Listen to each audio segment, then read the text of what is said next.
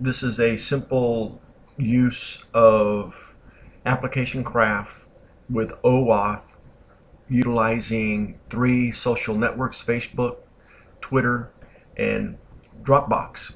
This little demo is just to see how to utilize them for authentication and being able to retrieve general information about the user from these services, so that in the application that I'm writing, I don't have to have my own user ID and password. I don't have to have a registration. I don't have to have a lost the password.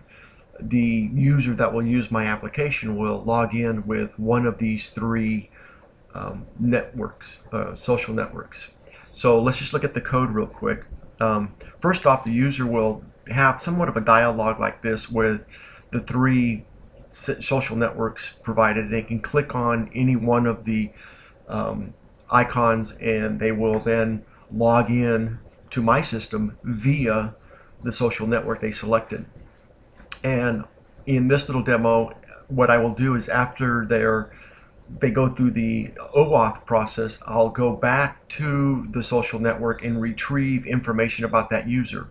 The three things that I really want to know is what is their ID, which is a numeric value, what is the ID in that system, and what is their name in that system. I don't care about email because my app is not going to be doing any email. If there's any communication to the end user, it'll be via the app itself. So I do want to track the ID and the name and the source of that ID and name. So let's look at the code real quick.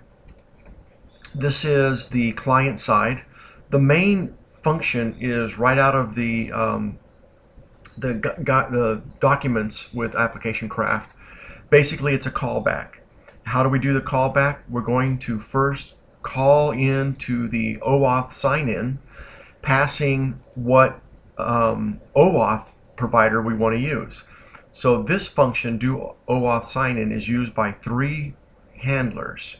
These three handlers all are all associated with those buttons: the Facebook image, the Twitter image, and the Dropbox image.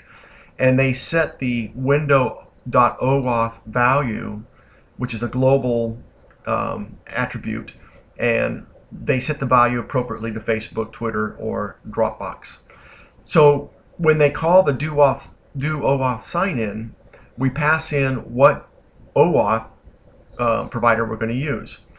Now, that call then will call back into the client with the auth callback.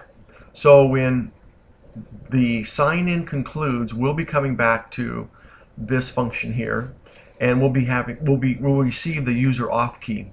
With that, we're going to turn right back around and call a server-side JavaScript saying make an oAuth request. And what we're going to do here is communicate back to one of those three social networks and retrieve some fields. With the callback on the success of that function, we'll get data from the provider, and then we can set the fields in our display. And the set fields is taking a data object that has an ID, a name, and a source. So let's look at the server side. The only call that I'm making is make oAuth request. So this is at the completion of the authorization. We send back the user auth key and the source, which is either going to be Facebook, Twitter, or Dropbox. Now, what I've done here is so that I don't have to have multiple if then else's. If it's Facebook, do this; if it's Twitter, do that; if it's Dropbox. What I've done is built a object with the key of the source, and then that has an object with the request, the ID, and the name. Now, what is the request? The request is what RESTful URL am I going to retrieve with a GET to retrieve information about the user that's logged into this account. That is the request. So I have three values: one for Facebook, one for Twitter, one for Dropbox. The data that comes back, the JSON data that comes back, I want to get the ID and the name. Now for Facebook, the field that is in the JSON is called ID and name. The same is true for Twitter. the ID and the name have the values that I want. But for Dropbox, the ID is in a field called UID, and the name is in a field called display name. So what you see is when I make this call here, set oAuth request, I pass in the user key, and I pass in the request, this request here, and I don't have to pass any parameters. That's all that's needed for this particular function.